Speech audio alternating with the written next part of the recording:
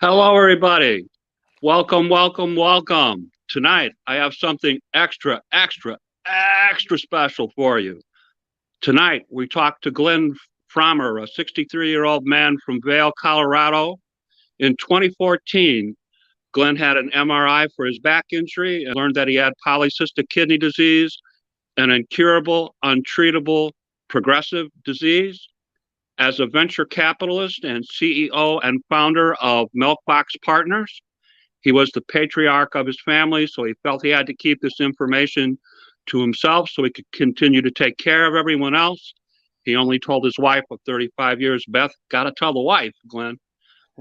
Glenn got connected to the Polycystic Kidney Disease Foundation, better known as the PKD Foundation, through his nephrologist. He did research, went to conferences, met people who ran the foundation, and took a particular interest in research and grants. He learned that the PKD Foundation not only focused on helping PKD patients, but as an organization was uniquely focused on searching for a cure. In 2021, he became part of the patient stakeholder reviewers. This is a group that reviews grant applications from researchers and scientists to determine which applicants receive funding from the foundation for their projects. Glenn was troubled by the small number of research grant proposals that were approved. Quote, each year there are about 50 research grant proposals that come in, but the foundation only has enough money to fund 6 or 7 of those. What happens if the treatment or cure in one of those proposals doesn't get the funding? I thought right then and there, we need more money. How can I help? Unquote. Because of his experience as a venture capitalist and running small companies and investing in startup businesses, he figured out how he could help. He would combine his 35-year love affair with cycling and his ability to raise money to help fund more research projects for PKD. So about a year ago, the Ride for PKD was created. To make the fundraiser a success, his family and friends have been helping.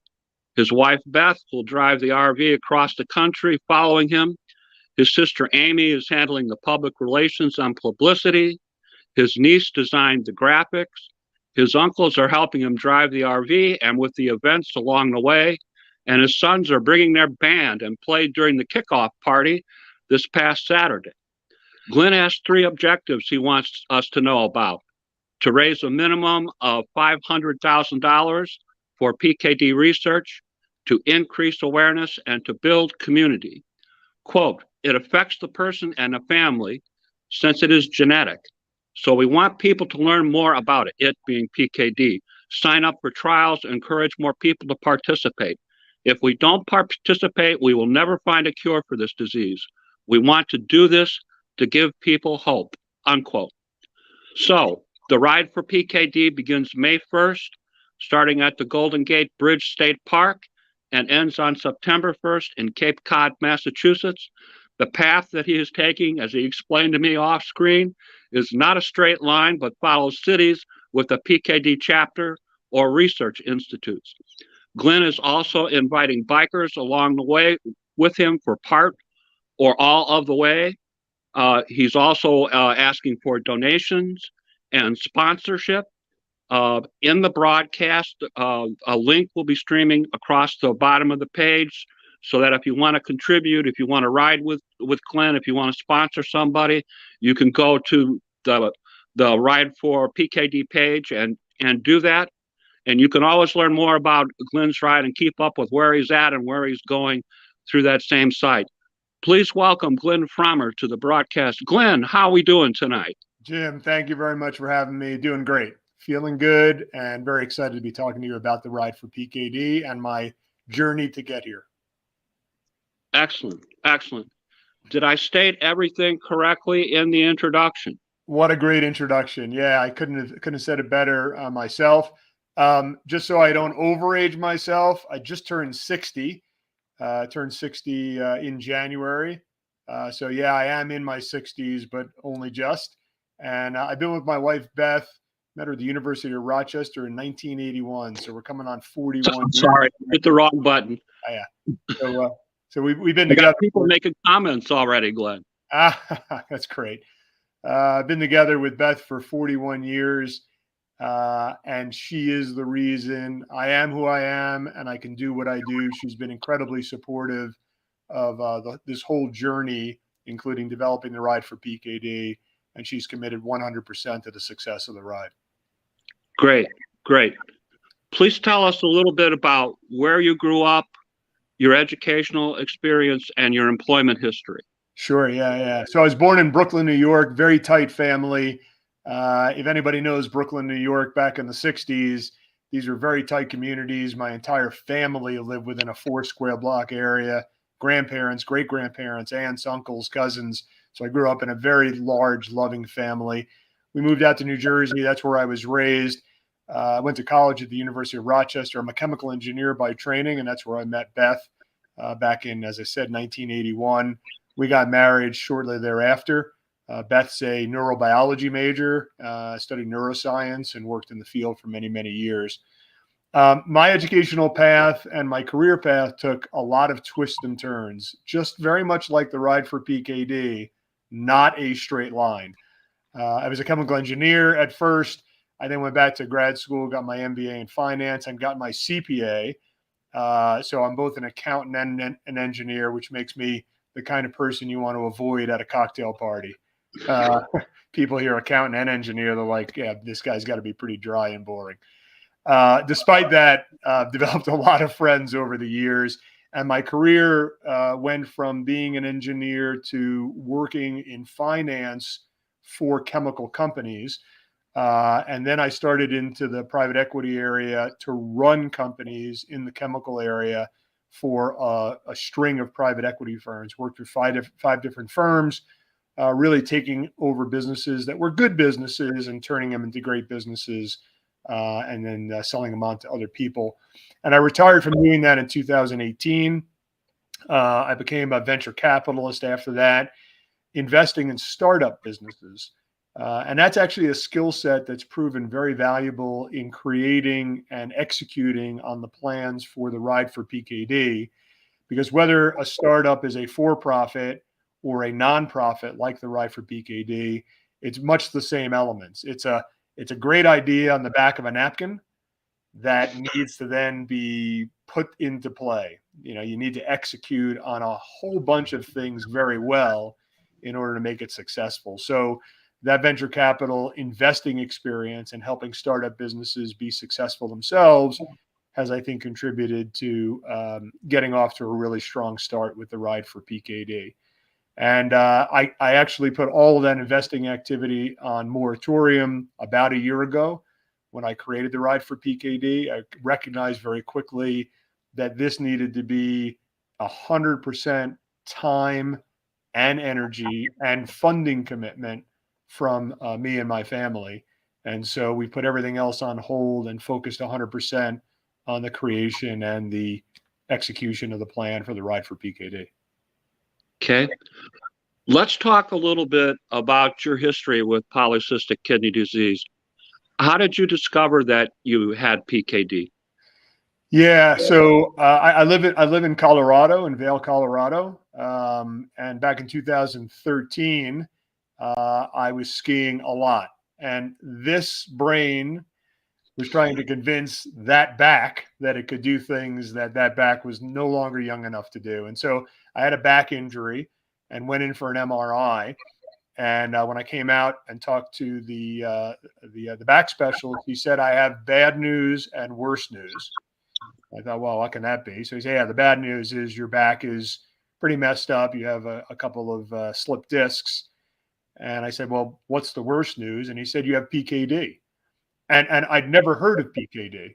I didn't know what it stood for. I didn't know what it was. And I remember saying to the doc, well, okay, just give me what you give people with PKD to get rid of it. And he said, no, you don't understand.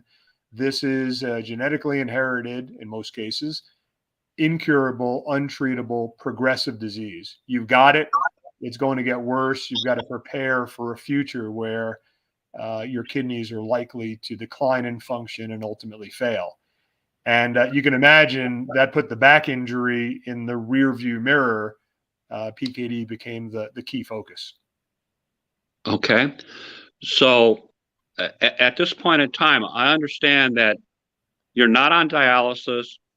You have not had a transplant. You were diagnosed in 2005. Is that correct? 2013. 2013. Okay, bad, Uncle Jim. Right. 2013.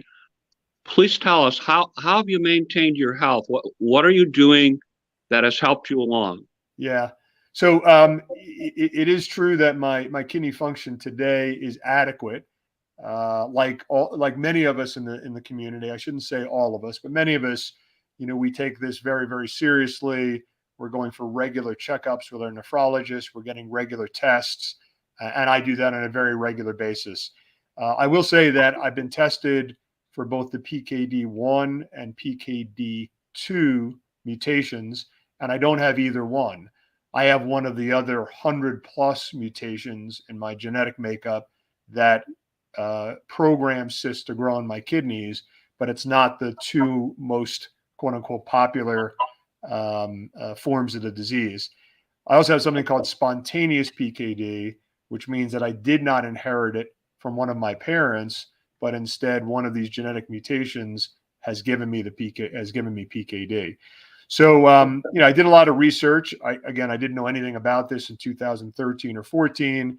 The PKD Foundation has provided a tremendous amount of collateral and educational tools to allow me to learn more and more about this disease, as has my nephrologist at the Colorado University Anschutz Medical Center in Denver.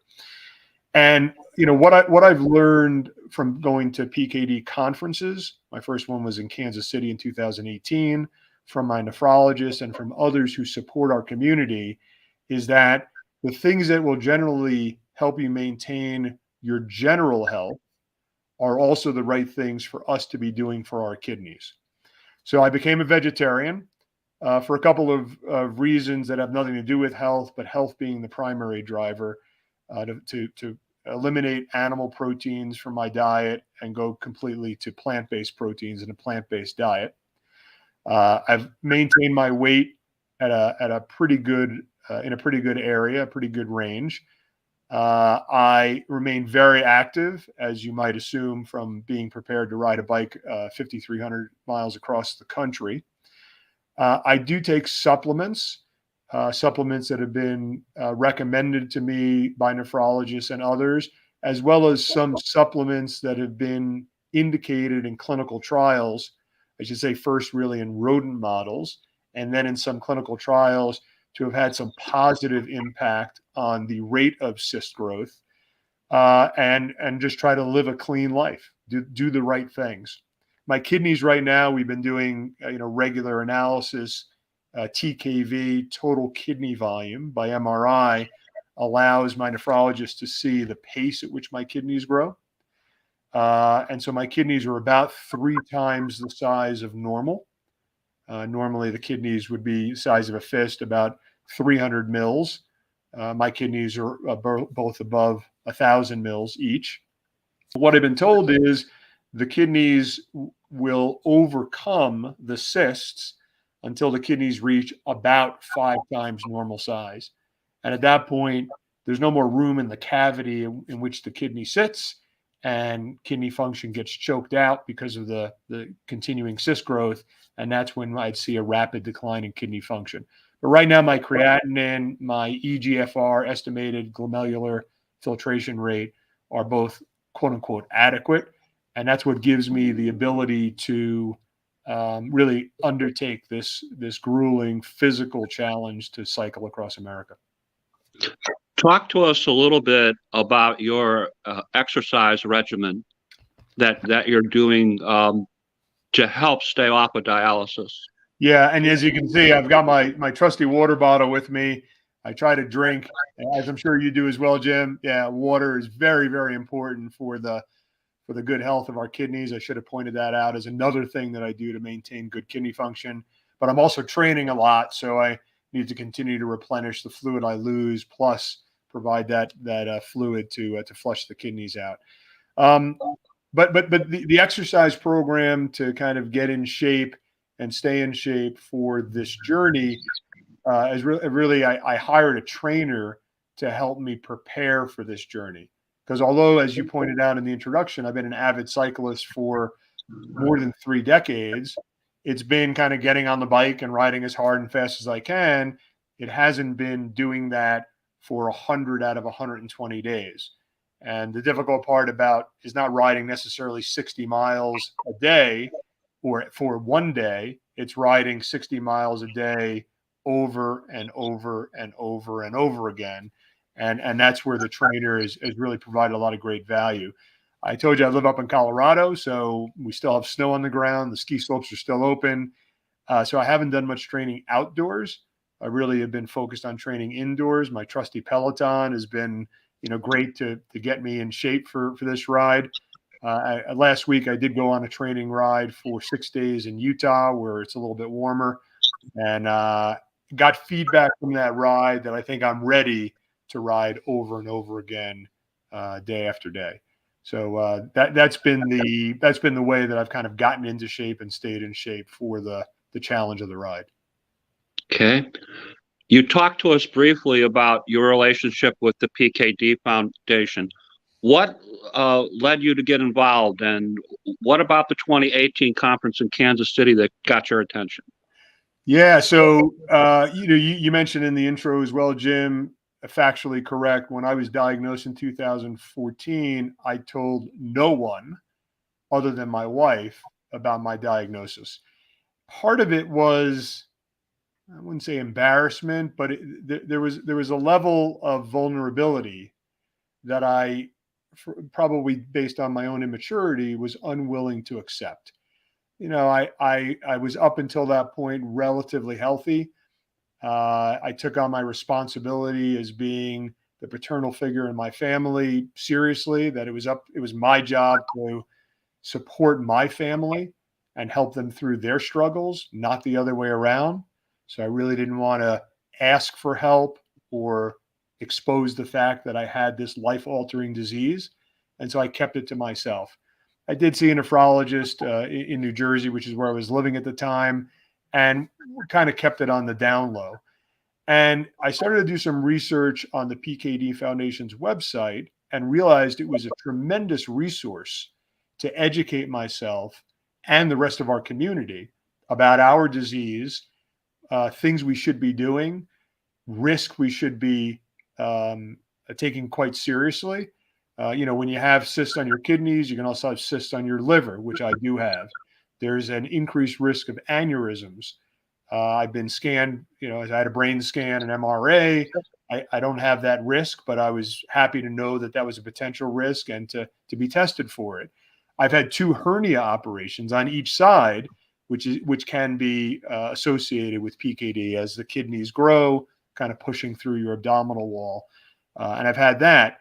So I learned a lot through the website. And when the announcement in 2018 that the conference was going to take place in Kansas City, I thought, I have to go. And I have to tell you, I was overwhelmed when I got to that conference.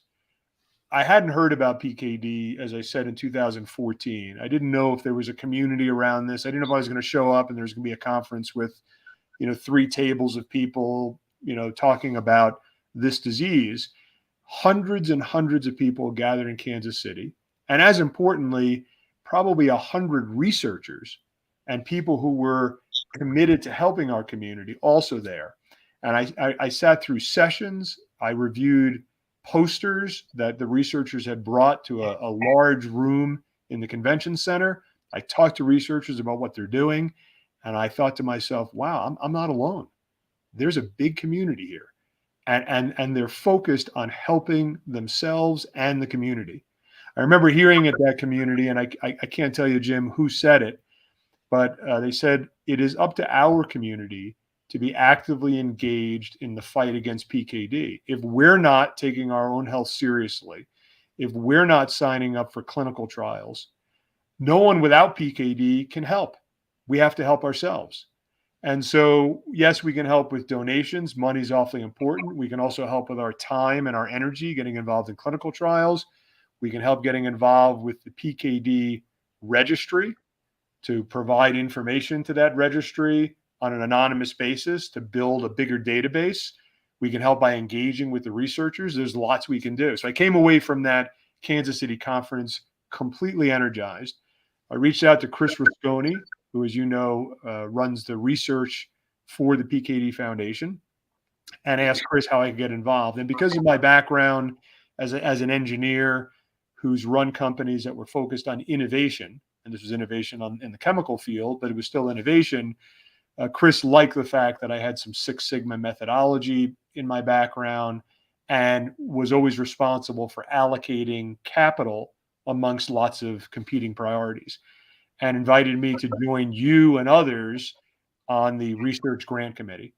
And it was there where my mind was literally blown, just to see the quality of the research proposals that were coming in from some of the finest universities in the world, and certainly in the US, and great ideas to understand the mechanisms that cause PKD, potential treatments that might reduce the pace of cyst growth, potential cures, clinical trials, just a whole very broad set of great research priorities, and felt that we as patient advocates could help make the decisions about which of these grant proposals got funded.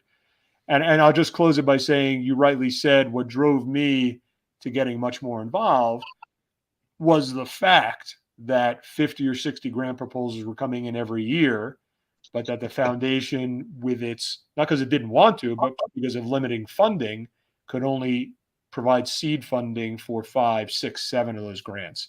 And I remember thinking, what if the 10th best grant is the one that leads us to a potential treatment or a cure, and it's not getting funded? It doesn't work well for any of us. And so I thought right then and there, we've got to raise more money for the research fund.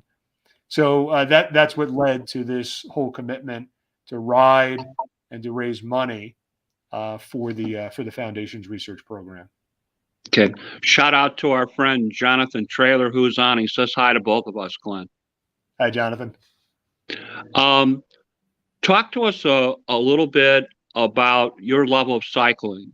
How did that start, and what kind of cycling did you do before committing to the ride for PKD? Yeah, I've always been an avid cyclist, and really a long distance cyclist, a weekend warrior for sure, but long 60 to 100 mile rides on Saturdays and Sundays. I married a very patient woman who would let me, go in terms of my fitness, for 5 or 6 hours on a weekend day and ride long distances. Fortunate enough to ride some of the most classic stages of the Tour de France and the Giro d'Italia in both France and Italy. And so I've always been a long distance cyclist, but, and I say this, with a bit of a smile on my face. It was kind of a selfish purpose, right? When you cycle those distances, it's for your own fitness. It's to clear your own head.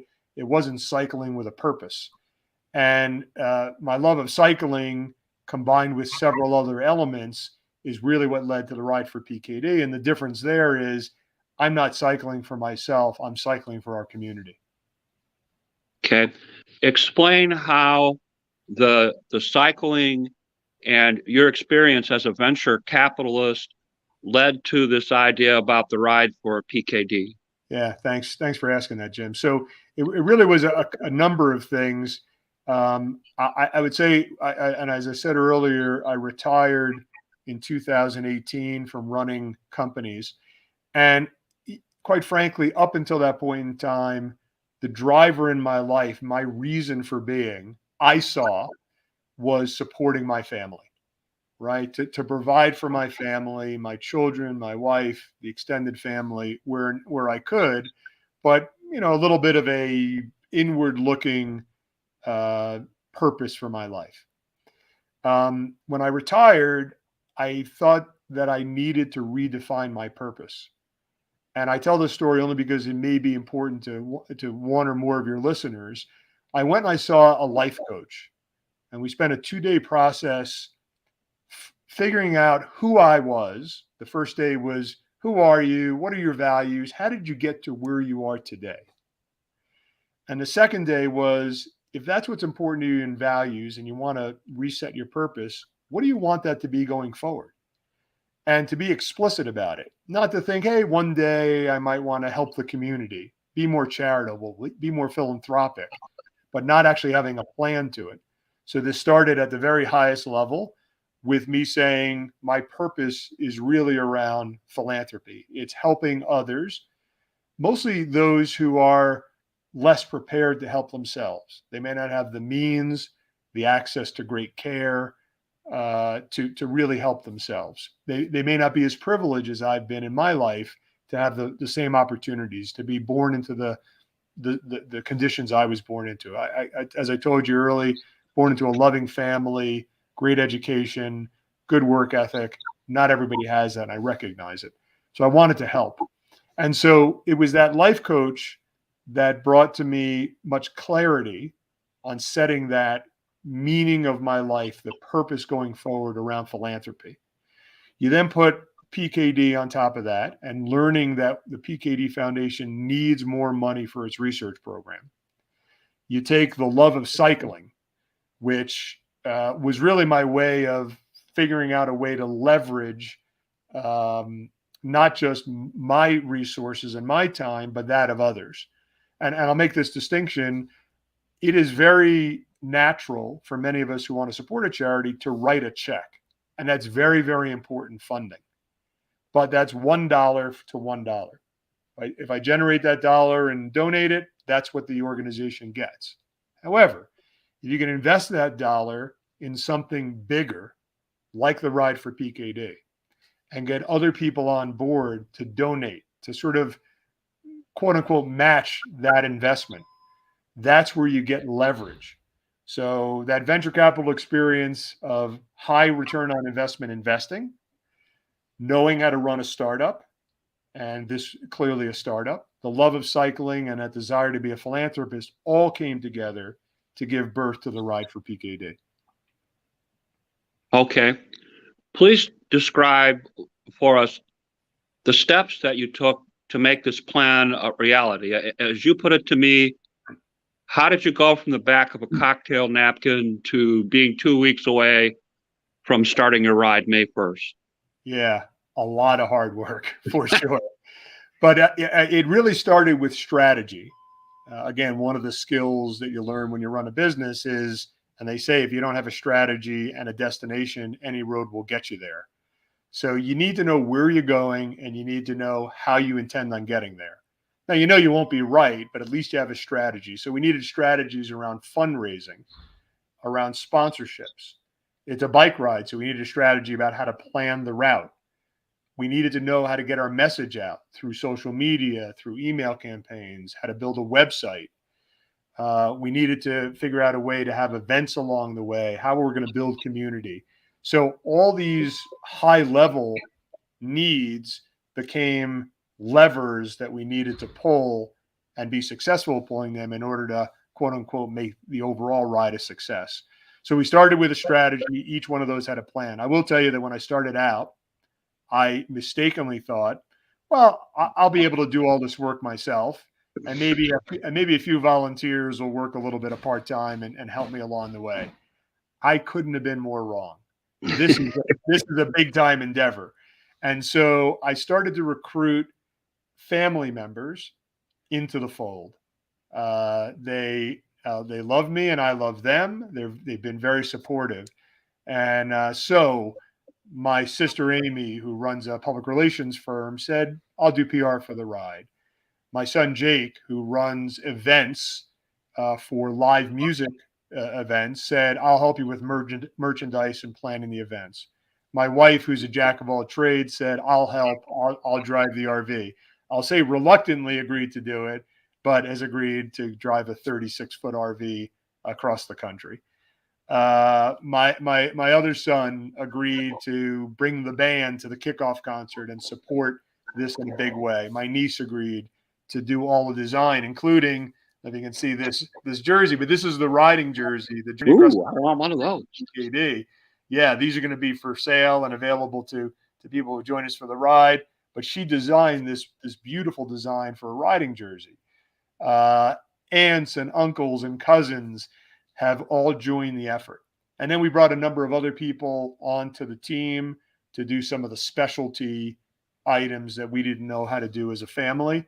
And we've been incredibly blessed to have hardworking individuals work on all the different avenues of the ride.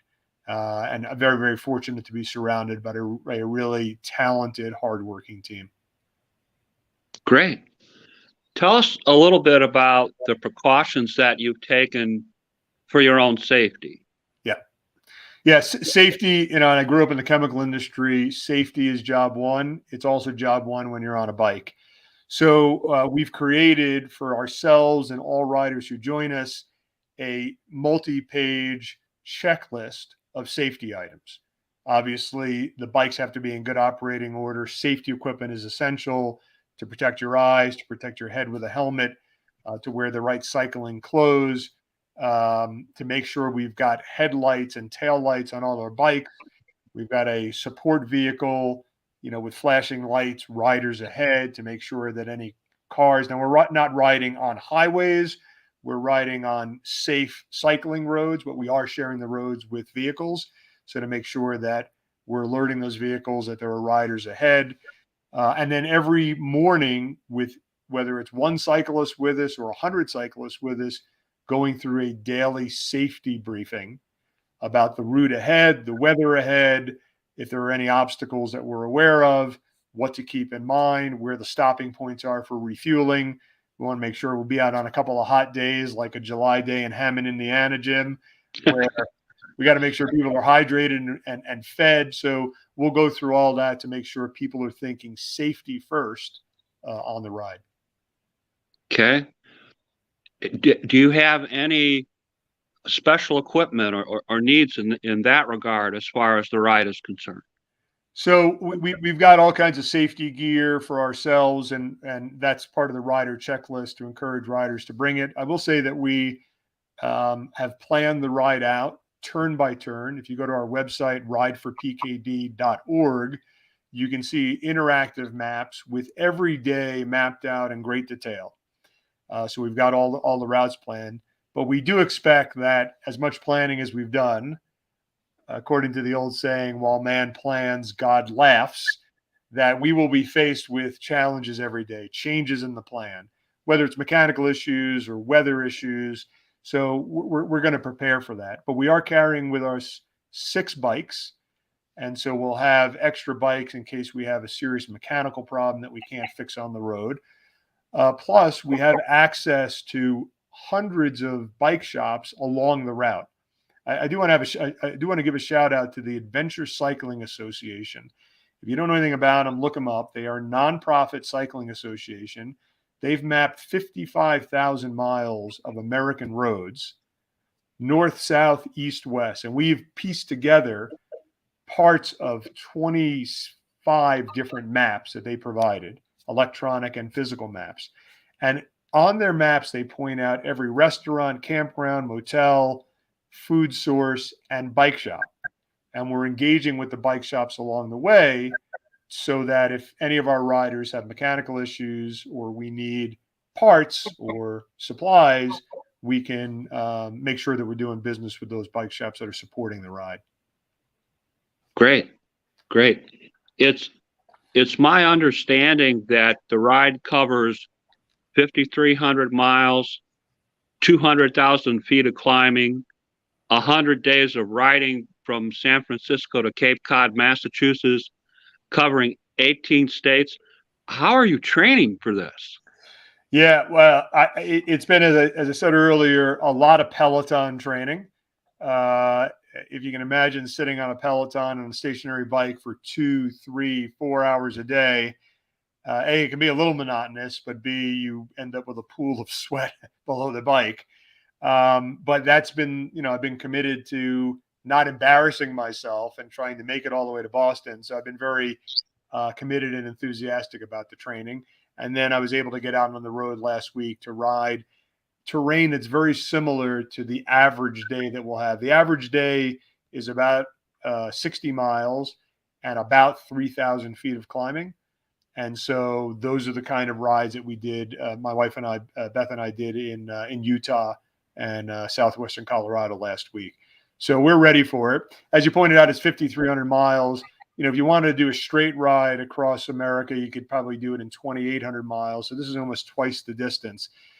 The reason for that is that we want to be able to get to visit as many research universities doing work in PKD and as many of the PKD Foundation's chapters across the country, because that is part of community building and awareness of the disease, is to have those valuable stopovers. I will also say that our donors and our sponsors have been very generous in providing funds to us. We've told them the purpose of those funds is to support research into PKD. Well, I want to get to those research universities that are doing that research and connect the state of research with where the money will ultimately be going.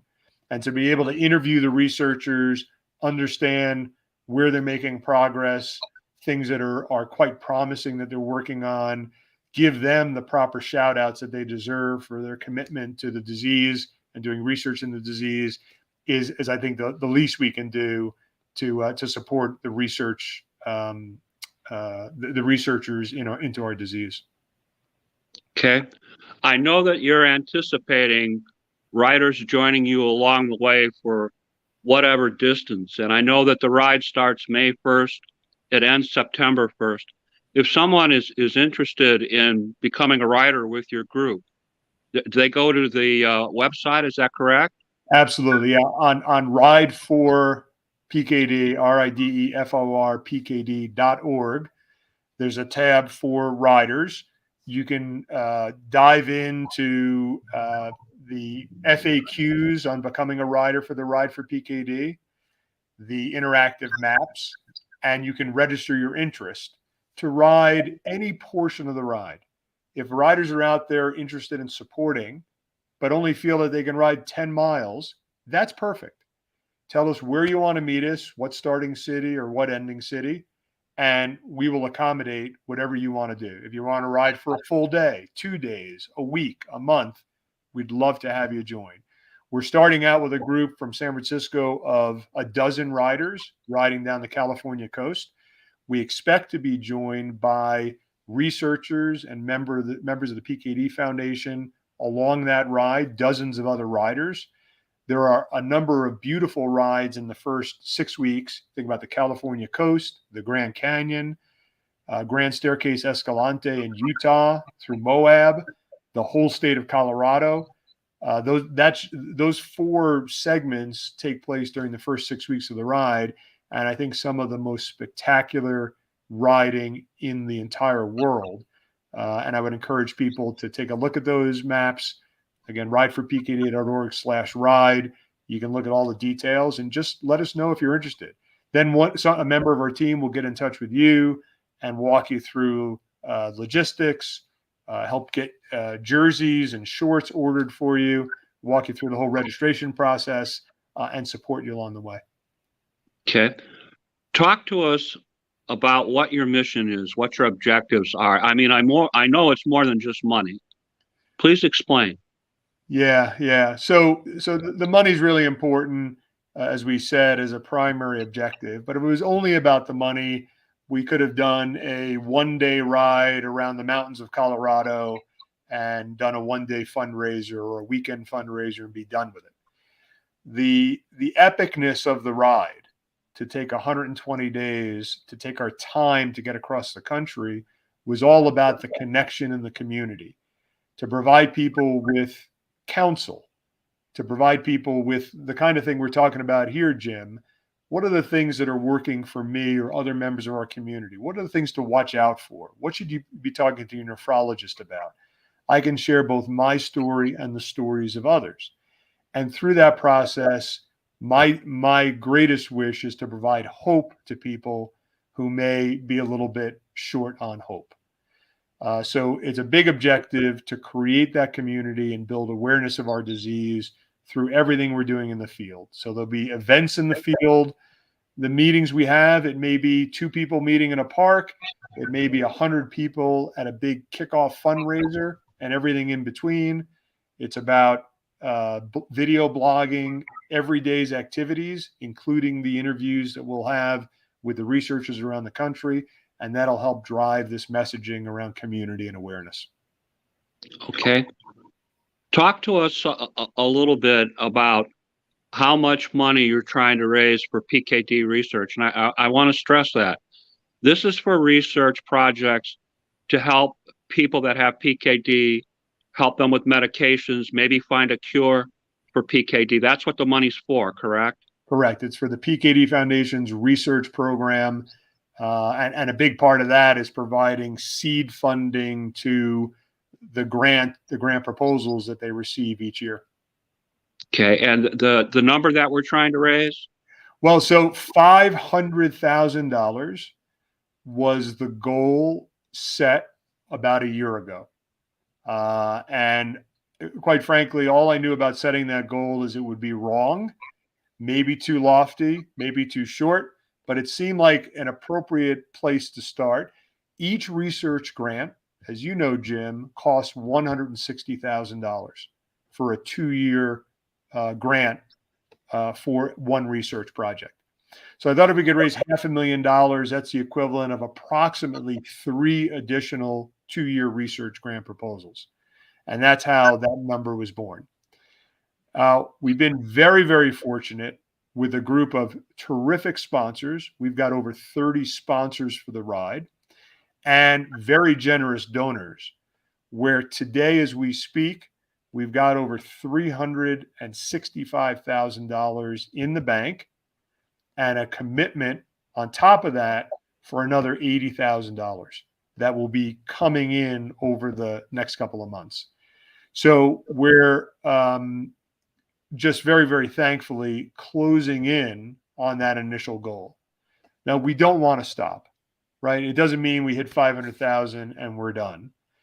The 500,000 was a tremendous goal, but every $160,000 above that goal provides funding for an additional 2-year grant.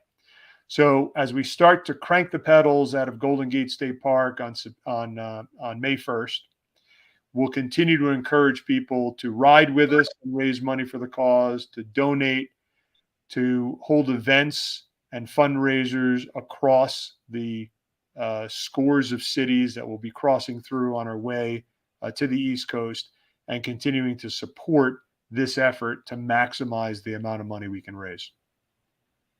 Okay.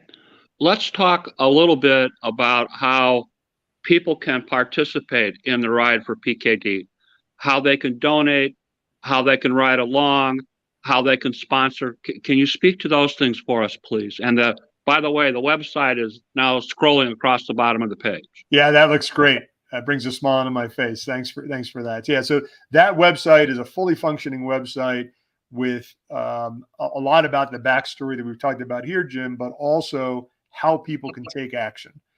The kinds of actions that I'd ask people to consider are things, some things require very little effort, like following us on social media, right? Social media, obviously, and Jim, you're very, very invested in this, whether it's Twitter, Facebook, Instagram, our YouTube channel, our website overall, that's how we're getting messaging out. And that's how we're keeping people apprised of the progress of the ride as we make our journey. And we're also talking about our faithful sponsors to the ride, the RBC Wealth Management, PKD, 28 Freight, Palladio Biosciences, Milkbox Partners, and others who provided great sponsorship funding. And we want to promote their brands, and following us on social media is a great way for people to hear about those brands and the great work that they have done on behalf of the ride and the great work they do for their customers. So that's an easy one that takes a little bit of time to follow us on social, but that's one call to action. Secondly, tell your friends about it. Of the $365,000 that we have in the bank today, more than 10% of it, almost $40,000, has come from people that I do not know. I don't know them. Friends or family members have told their friends and family members. We've promoted through social media. People have latched on to either knowing people who know me or latched on to the disease and said, I want to support. And they've been very generous writing checks and donating. It's very powerful, the network effect, for people who are listening to you to not only think about donating themselves, but to tell others about it. I'd encourage you to do that. Thirdly, it's donations. So on the website, you can click on the donate button. It takes you directly to the PKD Foundation. By the way, 100% of donations go directly to the PKD Foundation. Nothing comes to the ride directly, everything to the foundation. The foundation's been incredibly supportive in setting up the fundraising campaign and the back end to accept funds, whether it's through a credit card, a check, donor advised fund, you want to donate appreciated assets, you can do that all directly with the foundation by clicking through from the Ride for PKD site. You can also become a volunteer. You can volunteer to drive the RV. We've got 18 weeks of driving the RV. We've got drivers for about half of those weeks. The other half is my wonderful wife, Beth. She would be incredibly grateful for volunteers to give her relief in driving that vehicle. And you don't have to have a commercial driver's license. It's Class C RV. It drives like a big minivan. But we'd love to have you along to help drive the RV. Great way to volunteer, or to volunteer to do fundraising or support in the field. And then lastly, as you mentioned earlier, come ride with us, right? Register as a rider, raise money on behalf, see beautiful parts of the country, and have fun as you're raising money for a great cause. Excellent. Excellent. One of the other things I noticed about the website that I liked, Glenn, is that if someone wants to follow your journey, you have a breakdown of where you're going to be on certain days and when you're doing certain events and following your path along the way. Can you talk to us a little bit about that? Yeah, as I said earlier, every day is scheduled in great detail, starting point to end point, the entire route. It's all available on the website. So you can see starting and ending cities, both in table format, but if you click through, you can see that day's ride, how many miles, what the elevation gain might be during that ride. You can also see on our interactive maps how we put together each daily ride, start, finish, so you know exactly where we'll be and when we'll be there. So you can check out that events calendar. It also gives events in the field. So as an example, on May 7th, we're going to the Metabolic Health Summit in Santa Barbara, California. We're going to be there with Santa Barbara Nutrients, who's focused on doing research in PKD. And we're going to go to the summit and do a promotional campaign for both the ride and Santa Barbara Nutrients. That's on our events calendar. If we are visiting UC Santa Barbara the next day, May 8th. That's on the events calendar. So you can see where we're going to be both riding and non-riding events through that events calendar on the site. Okay. Because I live in Hammond, Indiana, I noticed that you have an event planned in Hammond Thursday, July 21st. Can you tell us a little bit about that and some of your other events? Yeah, so we're coming through Hammond because Uncle Jim's there. And it fits in perfectly on our journey from Chicago, where we hope to meet with both researchers in Chicago and meet with the chapter as we make our way down to Indianapolis to go through Hammond. Perfect spot. What we hope to do in all the cities that we're in is about a month before start promoting the ride locally to say to people, hey, we're coming through your city 4 weeks from now, 3 weeks from now, 2 weeks from now. Sign up with us, come on out to an event in the park or an event at someone's home, ride with us, and we'd love to have you along. So we hope to be doing that in the 100 cities that we're going to be passing through along the way to the East Coast. Okay. Your Uncle Herb is talking about what an inspiration you are and how proud he is of you. So shout out to Uncle Herb. Shout out to Uncle Herb, who's going to actually be driving the RV, and he's been incredibly supportive, as has the whole family. So Uncle Herb is a great guy. You recently had a kickoff event this past Saturday, April 16th. Can you tell us a little bit about that? Absolutely blown away by the attendance that we had at the concert, by the love and support that was in that room here in the Vail Valley in Colorado, and by the amount of fun and fundraising that we were able to accomplish. A major shout out to my wife, Beth, who worked tirelessly to procure silent auction items. My sister Tracy, my sister Amy, who set up all those items on a site called Auction 32 and made it both a physical auction as well as a virtual auction. To my sister Tracy, who surprised me and flew out from New York to be here to help set up. To my daughters-in-law, my future daughters-in-law, Sarah and Tessa, who were here to help set up, including Tessa's mom, Elaine, who came in from St. Louis to help set up. My sons, who have a band called The Cheeks, they're actually going to be performing at a live music festival called Electric Forest in June, and we're able to break into the schedule with their band to come and present here. My beautiful daughter, Rachel, who is here to, again, help us set up. So, and then a host of volunteers who really gave of themselves. We had about 100 people at the event, which was fantastic. That was the capacity of the venue. We had a night of great food, drinks, dancing, silent auction, and I was able to tell my story to the assembled masses, which was fantastic. We raised almost $35,000 from that one evening. So really phenomenal. People gave very generously to the silent auction, to buying tickets for the event, to buying merchandise, hats and towels and T-shirts and things that have the Ride for PKD logo on it, and just incredibly heartwarming, and I was blown away by the success of the event. Yeah, excellent. Excellent. Before we conclude our discussion today, is there anything else that you would like to discuss or you would like to add? Did I forget anything that I should have asked about? Well, yeah, you asked a lot of great questions. I really appreciate that, Jim. I would say really there are three audiences that I think we want to get messaging out to. We talked to the followers of this broadcast, Jim, about the calls to action, how they can get involved. And I think that's real important. Secondly, there's the patient population, those of us afflicted with PKD, and the encouragement to get involved. It's that simple. It's not simple to be involved, but it's so important to be involved in helping our community. If we don't do it for ourselves, nobody will do it for us. So talk to your nephrologist, get educated on the PKD Foundation's website about the disease, join clinical trials, sign up for the registry, and share your information anonymously so we get a big database.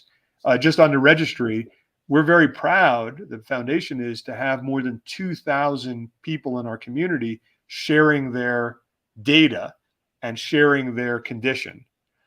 However, there are 600,000 people in America afflicted with PKD. So 2,000 is a great number. We've got 598,000 more people whose stories we want to collect.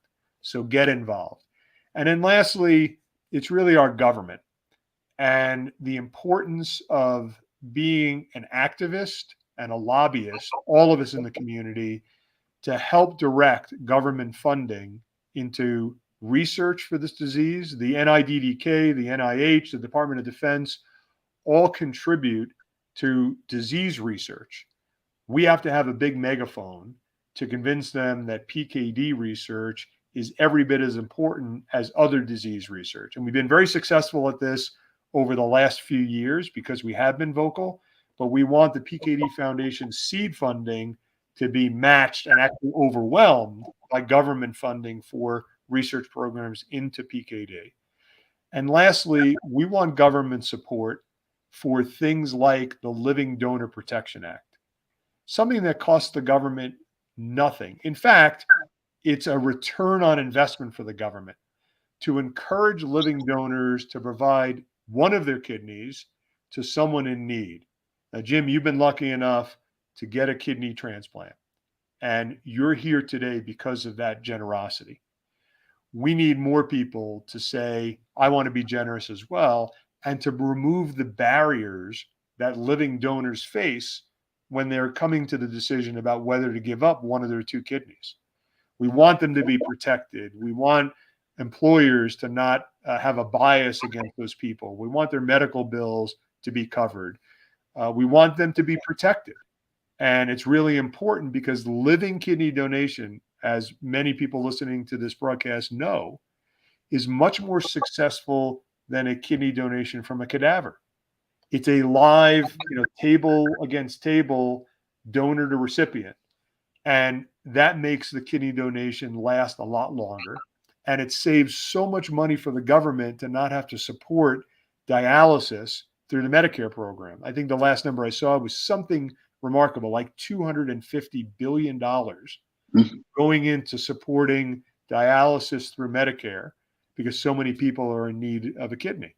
Living donations, it's an operation for sure, but that operation, the ongoing costs are a fraction of the cost of dialysis. And so having the government support this kind of program is not only good for those in our community who need a transplant, but also economically for our country. So I would just throw that in, that there are lots of things we can be doing as a community to get more funding into PKD and overall chronic kidney disease research and support.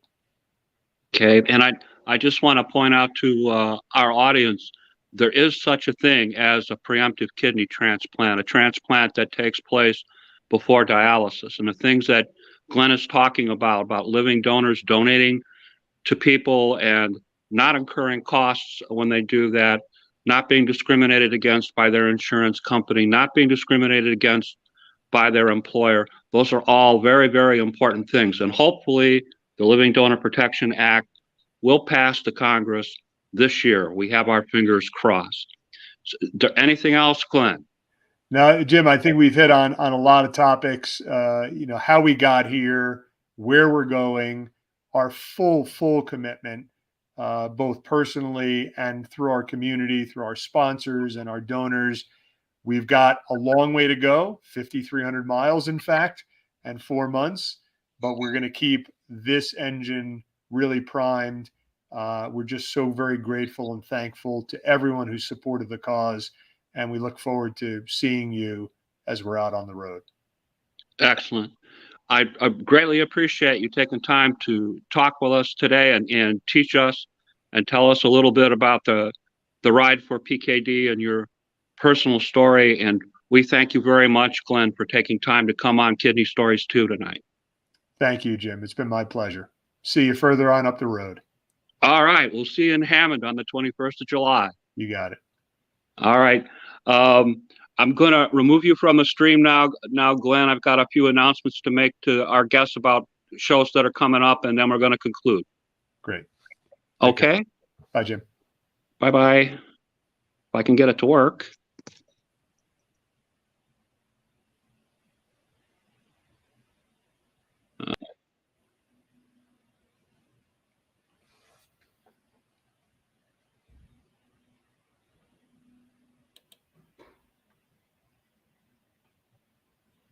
Okay, Glenn, you're gonna oh, there he is. All right.